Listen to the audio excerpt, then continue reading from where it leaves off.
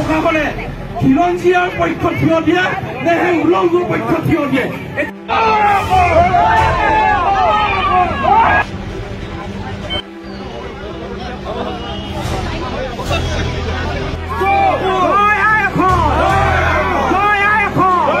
যোৰহাট শিক্ষা সংস্কৃতি নগৰী, যোৰহাটৰ মানুহৰ শিক্ষা আছে, সংস্কৃতি আছে, সন্মান আছে, কিন্তু আমি যেনেকৈ এজন উলংগ, মই অশ্লীল বুলি ক'ম, এনেকুৱা এটা অশ্লীল পদপথৰ ৰেলী কৰিবলৈ তেওঁলোকে ক'ত অধিকাৰ পালে আৰু অনুমতি পালে কেনেকৈ? আমাৰ স্পষ্ট কথা যে এতিয়াও যদি সেইজন বাবা আকৌ আহিবলগীয়া হয় তেওঁৰ ওপৰত কিন্তু আমি বেলেগ ধৰণৰ ব্যৱস্থা ল'ম। তেতিয়া কিন্তু প্ৰশাসনে আমাক জগৰীয়া কৰিলে নহ'ব। আৰু আমি যোৰহাটৰ মাজমজিয়াত আমাৰ মা ভনী বাই ভনী ঘূৰি ফুৰে, কিন্তু তেনেকুৱা এটা যদি পৰিস্থিতি দেখে তেওঁলোকে মুখ ইফালে ঘূৰাই আহিবলগীয়া হয়। শিক্ষা সংস্কৃতি নগৰী কালিমৰা সানিবলৈ দিয়া এই ঘটনা আমি গৰিহণা দিছোঁ আৰু ইয়াৰ উচিত বিচাৰ লাগে।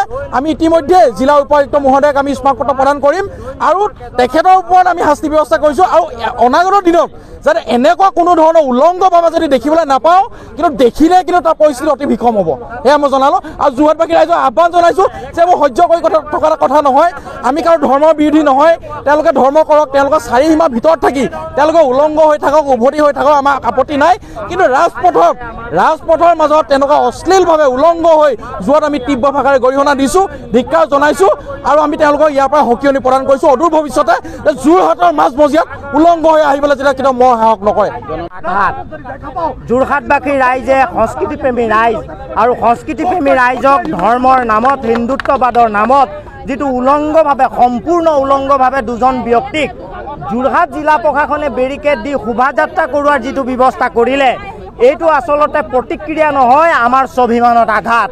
যেতিয়া আমাৰ স্বাভিমানত যেতিয়া আঘাত সানিব, তেতিয়া যোৰহাটবাসী ৰাইজ, সচেতনবাসী ৰাইজে আমি কেতিয়াও শান্ত মনে বহি নাথাকোঁ। কাৰণ যোৰহাটত নোহোৱা নোপোজা এটা ঘটনা, যি সময়ত আমি সাংগঠনিকভাৱে বিভিন্ন সমাজত জড়িত হৈ যে বাৰে নহনীয়া সাংস্কৃতিক শোভাযাত্ৰা কৰিবৰ কাৰণে অনুমতিৰ কাৰণে যোৰহাট জিলা প্ৰশাসনত 10-12 দিনৰ তাঁতবাতি কৰিব লগা হয়, তেনে ক্ষেত্ৰত এজন অচিনাক্ত দুজন ব্যক্তি হঠাৎ যোৰহাটলৈ আহি যোৰহাট জিলা প্ৰশাসনৰ তত্বাৱধানত কেনেধৰণে যোৰহাটৰ মাজমজিয়াত, ইতিহাস প্ৰসিদ্ধ যোৰহাটৰ মাজমজিয়াত সম্পূৰ্ণ উলংগভাৱে শোভাযাত্ৰা কৰিবলৈ সুবিধা পালে, এইটো হৈছে হিন্দুত্ববাদৰ নামত অপসংস্কৃতি।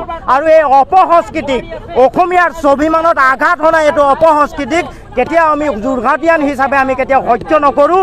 আৰু যোৰহাটীয়ান হিচাপে আমি আৰম্ভণিতে যিটো তথ্য পাইছোঁ আপোনালোকৰ মাধ্যমৰ যোগেদি, অসমবাসী ৰাইজৰ বিভিন্ন জিলাৰ শিৱসাগৰ, ডিব্ৰুগড়, তিনিচুকীয়া, লখিমপুৰ, ধেমাজি আদি বিভিন্ন প্ৰান্তৰ জিলাৰবাসী ৰাইজক আমি অনুৰোধ জনাইছোঁ যে ইয়াৰ যোৰহাটৰ পৰা আপোনালোকৰ জিলালৈ তেওঁলোকে গৈ এই সংস্কৃতিক অপসংস্কৃতিৰ ৰূপত ধাৰণা কৰাৰ, শোভাযাত্ৰা কৰাৰ যিটো ব্যৱস্থা কৰিছে, এই ব্যৱস্থাৰ ক্ষেত্ৰত আপোনালোকে সন্মুখত দেৱাল হিচাপে খাৰা হওক।